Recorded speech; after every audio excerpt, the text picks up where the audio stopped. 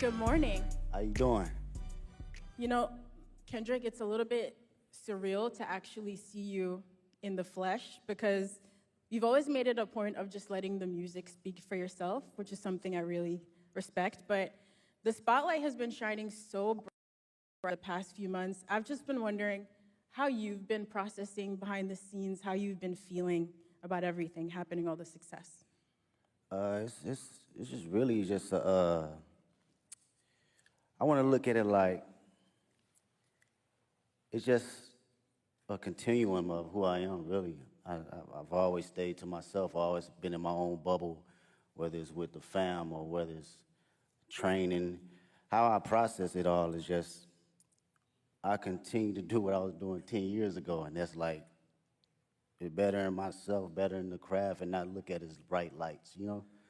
And it may sound cliche, but it always worked for me, even when I was younger, you know, playing sports or being in the forefront of presentations and stuff like that. It was like, I gotta look at myself in the mirror rather than looking at it as a crowd or, you know, fame and attention. So now, early days of your career, you know, Section 80 days, even early mixtapes, and you perfecting your craft as an MC. Did you ever think we'd be at the Super Bowl with this? I wasn't thinking about no Super Bowl. You never thought about the Super I Bowl wasn't with thinking this? about no Super Bowl for sure. We was thinking about the best verse and how we gonna split this $5 at Church's Chicken or something like that. It wasn't no Super Bowl. Going to the studio and getting a meal. But I think, well, what I know is the passion I have now is still the passion I had then. And I think that carried on to the Super Bowl. So it was all about being present. As long as I was present in the studio and present in whatever that line was or whatever that mistake was, rapping or doing hooks or choruses or whatnot, I was present in that moment. I felt that passion. I think being present and not actually foreseeing everything kept me in the grounded state of mind in order to be at, you know, big stages like this. I think we felt that presence and that focus in your work for the past 15 years. Like Ebro said, going all the way back to projects like Overly Dedicated. And so seeing you perform with Dr. Dre at the halftime show 3 years ago, we already felt like that was the most hip-hop, beautiful halftime show ever. And now for you to come back and be the first solo hip-hop artist to headline, how does it feel being the artist to hit that milestone? And, you know, just your thoughts on what that means about hip-hop's progression and impact over the years. But that shit, it made me think about, like, the grind of it. You know what I mean? A lot of people don't see, like, the story before the glory, man. And that shit is like shuffling out your mixtapes and, you know, going to neighborhoods and parties and performing there, hole-in-the-wall spots. It reminds me of the essence and the core response of rap and hip-hop and how far it can go. So for me, that should mean everything because it puts the culture on the forefront where it needs to be and not minimized to just a catchy song or verse. This is a true art form. So to represent it on this type of stage is like everything that I've worked for and everything that I believe in as far as the culture. Like, I live and die by it. This shit done changed my whole family life, so I don't take it for granted at all as far as an art form, you know? It feels like that was a lot what this year was about too, right? Like you, I guess, you know, you took it and put it on your back and you felt like a line needed to be drawn, right? Was that your intent when you rolled out this year? Was like, yo, I'm drawing a line. Like, this is what it is. My intent was to always keep, I think from day one was to always keep the nature of it as a sport. You know, I don't care how motherfuckers look at it as far as like, as a collaborative effort, you know, that's cool too, but I love when artists grit their teeth. Like, I still watch battle raps. I still watch Smack URL from Murda Mook to Lux to Tay Roc, you know, my bro Daylyt. This has always been the core definition of who I am, and it's been that way since day one. So I don't think it was a thing for this year. It was always just a continuum. And what I will say about this year, it was more from a space where I think a lot of people was putting rap to the back, and you didn't see that. You didn't see that grit. You didn't see that bite anymore. So I always took that in consideration in going into any type of my music. That's interesting. So I hope this makes sense, right? You know, we've been following your journey for about 15 years, and you have been so consistent in the messaging and the focus, like you said, and you've always moved with integrity. So in a lot of ways, I feel like we thought we knew exactly who you were as an artist in a positive way. And then last year, it felt like you unlocked a whole new dimension for us. But that person, like you said, was always in there. But I'm wondering, do you still surprise yourself sometimes? Did you surprise yourself last year, or was it just us, the fans, with our jaws on the floor, just stunned? That's a good question. Surprise myself? Nah, I don't think I surprised myself because this, for me and for my partners that's been around me since 2005, 2006, like my brothers, they know my personality. They know my capabilities, even when it wasn't presented to the public at first, right? So this is just like a revolving door of what I've been doing in Carson Studios, at the homie garage, or my brothers at TDE, or just anybody around the city of Compton in LA. It's just magnified to the level where I've progressed it and did enough hours to know, okay, I know where to place it now. I know how to make it connect with people. It feels like each album, too, getting to this point was like, it was an album for the culture, and it was an album for the critics. You know what I mean? And then it was for the critics, Yeah. and then GNX comes along, and it's like, nah. This is an album for anybody, everybody, and anybody who want it at any time. And you brought that energy, and the energy you brought on GNX was an energy that I don't think was really happening in hip hop. Like, it's a Public Enemy level energy. It's a Ice Cube, America's Most Wanted energy. For sure. Like, it's a classic, timeless energy. Talk about your headspace between Mr. Morale and this GNX. Yeah, no, that's great. Go back even further, man. Speaking on that energy, like it's my cousins was like DJ Quick, and Dre, these folks that my people was playing. So I always had that DNA, and you heard that DNA a little bit on Good Kid, Mad City, but I wanted to tell my story first, right? And fast forward to GNX, I felt it was just a perfect time because not only the energy was lost, but it was an energy that was bubbling inside of me as well. I wanted to go back to the forefront of just the bite and just the grit of rap, just all raps and hard-ass beats. And that's like the basics for me. I thought about, damn, what I used to like when I was a kid. Hard raps, good beats, that's smacking, right? And it was a great transition from Mr. Morale because that was my most intimate. I wanted to go inside of my own psyche and my own personal withdrawals and see how it connects with the public and who can relate. So during this time around, I think it was necessary of coming out of that cocoon and feeling like, okay, I arrived now. I can spread my wings and show every state of who I am as far as Kendrick Lamar. And you really did spread your wings. I mean, you just came off a huge Grammy wins. You walked away with 5 awards, and you won Not Like Us won for Song and Record of the Year, which in itself is remarkable. But I think for people who love and respect hip-hop and the roots of this culture, the competitive spirit of it, it has been a little bit mind-bending that you created this massive cultural award-winning anthem out of a battle rap song. And how is that something, after you got off that Grammy stage, you got home in some quiet time, what was going through your head? I was just thinking about the culture, really. It's always that for me first. I'm not even bullshitting with you. It's like, when people talk about rap, man, the conversations I hear, they think it's just rap and it's not an actual art form. So when you put records like that at the forefront, it reminds people that this is more than just something that came 50 years ago. They forget that it's even been here 50 years, right? And like kind of like belittle it. So I love to see that it gets that type of recognition for just straight raps, from awards to the billboards, all that, because this is truly just as big as an art form and a genre as any other genre. So that's what I think about, and I feel accomplished being able to do that, You know, whether somebody else come behind me and do it again and quadruple it, I love to see it. If that was my purpose to do that, then that's exactly what it was for that particular moment. I think people often miss the significance of that Record and Song of the Year award, because that Song of the Year award is a songwriter's award. Like, it's not just the biggest song. It's like someone wrote a song. And you as a songwriter, when you see your name up there and it's written by Kendrick, and that's it. Yeah.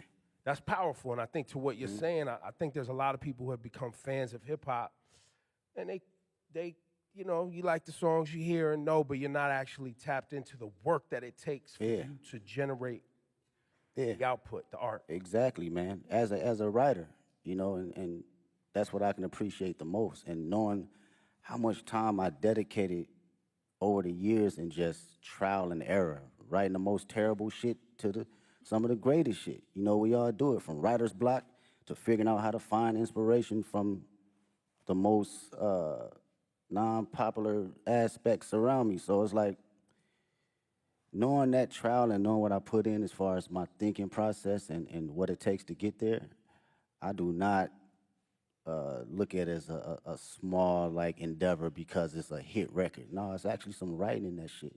You know, whether it connect with you on a spiritual level, whether it connect with you on a comedic level, whether it connect with you just on a personal dynamic, it's still from a writer's point of view.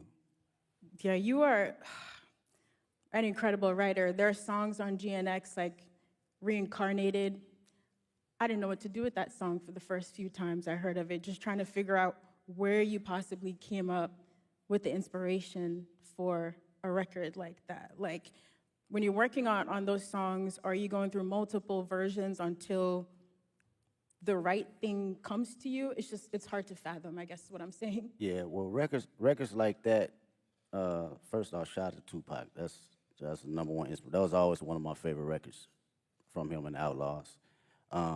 With records like that, it's always going into my mind of, like, what if, right? And crafting out my what if ideas to the masses. So when I think about concepts and I think about what I actually believe and what I feel, I just go through a breakdown as if I'm reading a book, you know, and how I want people to hear this from a book sequence. So my initial process is, okay, how can I open them up to the story, and how can I drive them to the ending point to make them feel truly exactly what I'm trying to convey, whether they take their own perspective from it or they take mine. I just want you to feel it first. You know, the writing is there, and now it's up to me to perform it to where you can feel it. Yo, give it up for this guy, Kendrick Lamar. Y'all too quiet, man. This guy, you know, this guy he doesn't sit down and do this too often, so this is a very special conversation. We appreciate you, bro. I really do. And shout to SZA, too, because you guys are making history right now. Hell yeah. And you've seen her from her humble beginnings like she's seen you from your humble beginnings. You've watched her find success, and now y'all sharing the stage at the Super Bowl. This humongous tour that's rolling out next year. Talk about this moment in both of y'all's career. Have you guys had a chance to even see each other in this moment and be like, yo, like? We haven't even had a chance to crash out about it because everything been moving fast, like far as production and rehearsals and stuff. So we speak, but we haven't really got a chance to settle into the moment. For me personally, watching her, you know, her career and where she's come from, it's amazing to see. I get to finally see how certain individuals see me come up in the process, because I seen her day one coming in the studio and writing songs, throwing away songs, writing another song, throwing away songs, and songs is hard. And I understood that process, though, wanting to be great. You know, even when people saying, this is classic records, you're like, no, you know, I'm gonna write another one. And I understood that, and I seen it, so to see it now magnified, it's like, she always had it, man. She always had it, and I'm just honored to be next to a talent. Yeah, you've both worked really hard to be here in this moment, and on Heart Part 6 is really amazing to hear you detail that journey for old and new fans, you know, coming up through the ranks at TDE and now launching your own agency, PgLang. So performing at the Super Bowl halftime show is very much us as fans getting to celebrate you and this beautiful musical legacy, but also now you're stepping out as an entrepreneur. What has it been like to build your own business and to also showcase some of that creativity from your agency on this platform? Oh man, I love the process. Shout out to PgLang. Make some noise with PgLang. Yeah, that's my team, man. It's 30 incredible individuals, 5 extraordinary executives that work day in, day out to make sure we are doing something that will long live the culture. From a music standpoint, from a creative standpoint, fashion, film, books, day in, day out of just being around like-minded individuals that have different perspectives outside of just music. So through that process, it was a challenge for me, but even more a process of me enjoying, different ideas and different backgrounds and how to look at things. I love it. I love it. Being on calls and, formulating business ideas and ventures outside of my usual norm, it challenges me. And I can't wait to see what happens next. I know what's going to happen next. Yeah. We can. I think for the audience too, and anybody watching around the world, the PgLang thing is, I think people see you as an artist and someone who makes music, but I don't know if you want to share it today, but the level of detail that you yourself, along with Dave and shout to the whole PgLang team, but y'all as friends that came up together, you in the edits. Like what we're gonna see on Sunday is a PgLang production. Yes, that's all PgLang. That is us sitting day in, day out, from the edits, the production, the stage design, the music, the sound tech. It's everything across the board, and it takes a lot of work. It takes a lot of creative individuals. I can't sit here and say it's all me, because these are people that are just as passionate and want to see us win, but also want to put out something that lives a long, long time. And with Dave's creative mind, it's just, he's insane, man. That dude is like Basquiat in so many different fashions. You can clearly pick his brain about anything, and he'll give you an answer right down the middle to help you decide for yourself. So that's something I can always appreciate. Yeah, I'd say with all of your powers combined, y'all are really diabolical. Like, when you roll out the videos, all the visuals for GNX, just the way you all move strategically together, it is inspiring beyond the music. Just thinking about how to approach life and art in a holistic way. And so when it came down to planning for this Super Bowl now, you've teased on the album coming up to New Orleans with this LA energy. How did you guys approach the show and trying to figure out how to pay tribute to the classics in your catalog with this new music in like a 13-minute set list? Yeah, it's wild. Mr. Morale is like an hour and 30-minute tour, so it's like you gotta smack the shit down all the way to 13 minutes. It's kind of wild, and it's interesting because it lets you know kind of where you at and your perspective on how you think about catalog and the music. For me, I love being present. I love being present, man. It's my favorite. It's very hard for me to live in the past. It's very hard. I respect the past wholeheartedly, but being in the now and being just locked into how I feel and the energy I have now, that's the LA energy for me. That's something that I want to carry over to New Orleans and for the world to see. This is me, this is Kendrick Lamar, 37 years old, and I still feel like I'm elevating. I'm still on the journey though, And I want that energy to, ooze out into the televisions and to the people that's in that building. Well, and on that, the connection between black culture and New Orleans and how important and shaping our ancestors were in this town, music, jazz, all that. You always put our culture and black culture at the forefront of your brand, your music. Same thing in LA. A lot of our family members moved out to California from the South for new opportunities. Man, what? So there's a big connection between LA and the South. So when you say you walked in to New Orleans with that LA etiquette and all of that, I don't know if people really grasp that, but you got to be feeling that energy. That's a bar. Like when you are out ready on Sunday to do your thing. That's a bar. It's crazy, bro. Out of all my friends, LA, us growing up, all our grandparents either from Louisiana, Texas, Chicago, like period. So our dialect and how we talk, it gauges from like the South and like the Bay Area. So like going to the store, we say finna. I'm finna go to the store. Like that's some South shit, you know what I'm saying? That's not no LA, right? So that energy right there, and you know making that correlation, it means a lot to me for people to understand that, and the culture and just being black, I can't help that, man. It's just not something that I think about or even try to like go. I'm black. Shit, it's just go. It's in you. It's not on you. Yeah, it's gonna come out every time. I can't sugarcoat it.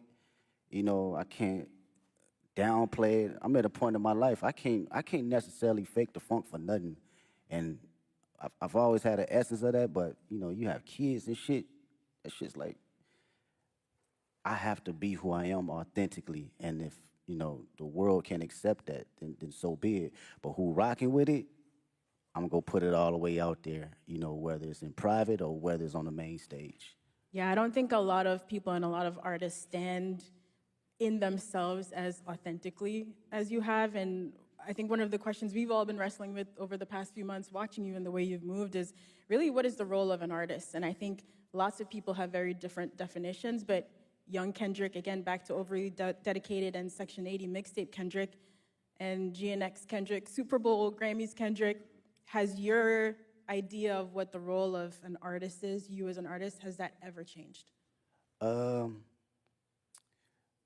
don't think I knew exactly what my role was early on. I had maybe clues of it, but now today I can truly say it's to express myself and express things that people can necessarily say on the daily, and for them to actually relate to, and come from the most vulnerable place where people can actually feel it. I think that is, for me, that's the role for me as an artist. I don't give a fuck what place it come from. I could be the most angry person on the record. You gonna feel that shit that day if you woke up and you felt that. You wanna smile, you gonna feel it, because I'm gonna make sure I'm present that particular time in the studio, in the booth, that I feel happy and I feel energized and I feel, you know, if I feel frustrated, you gonna feel it. And to carry that as an inspiration for people that's listening that may not have a voice, that, you know, I've grew up with cats, still to this day can't have a conversation. The most meanest, you know, aggressive individuals, but they can't even look you in the eye and express themselves the way they want to. So they resort to other things. And when I think about that, and I know that I have the tools necessary to communicate myself properly and effectively, I gotta do it for them. I gotta make records like Reincarnated.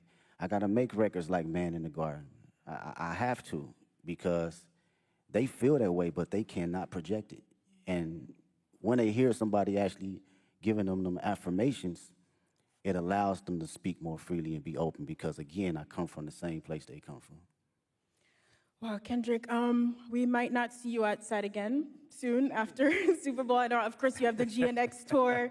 Listen, I know you also don't love doing interviews, but we are grateful. We're so grateful for all the music and the moments that you've given us over 15 years. And in the last year, your presence and your focus, it is noted. So thank you. We really appreciate it. Thanks for taking our questions. Thanks for fighting for hip-hop, man. Oh, for sure. Thank you for fighting for hip-hop. It is really appreciated. Appreciate y'all. And now, we have some kids that are gonna ask from our questions. kid But I got one more thing for you, Kendrick. Before we go to our friend here, Hayes Adler, what should people expect to see and understand about Sunday's performance? Storytelling. I think I've always been very open about storytelling through all my catalog and my history of music. And I've always had a passion about bringing that on whatever stage I'm on, you know, whether it's a war tour or whether it was 500 people at Key Club.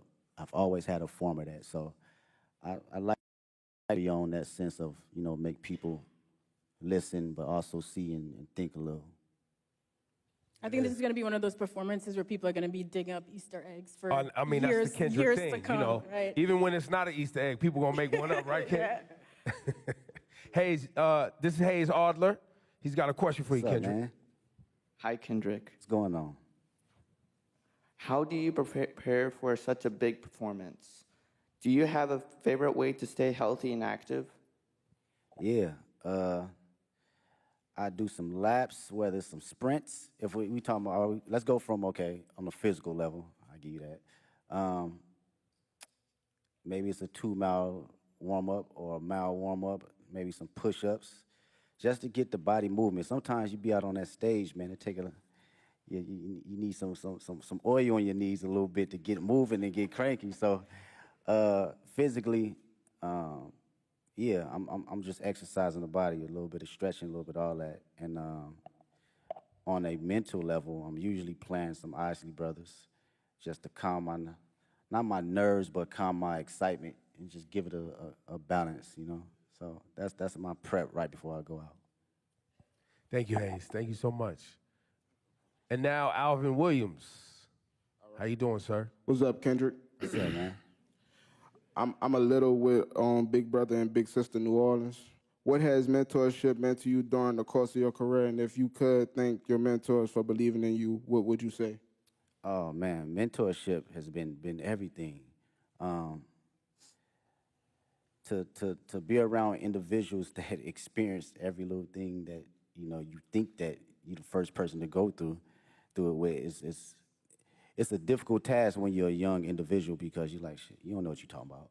But as you progress and you be like, damn, he or she was right, you begin to understand life a little bit better and not be so judgmental to people that have been here before you, right? The greatest thing I would say a couple mentors that given me was like affirmation and to always give myself space to believe in who I am, even when I wasn't feeling it, right? You can accomplish so many small things or big things and you still can fall in a slump where you doubt yourself.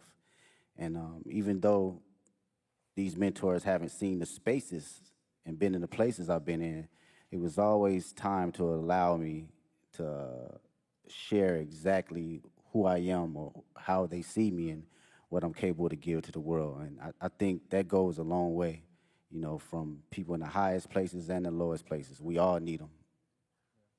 All right, thank you. Thank you. Thanks, Alvin. And we have one more question from young Dylan.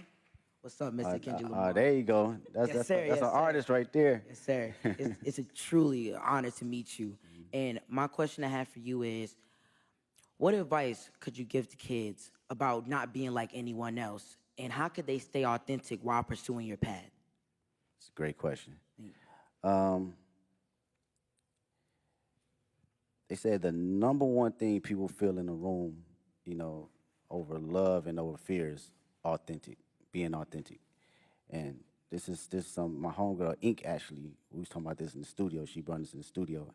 And I was like, damn, how many times I've been in a room where people felt you so intensely that it inspired them and it inspired the person next to them and inspired the people in their household. So how to stay authentic? Was that the question? Or you have to believe in yourself and have to know that it's only one you.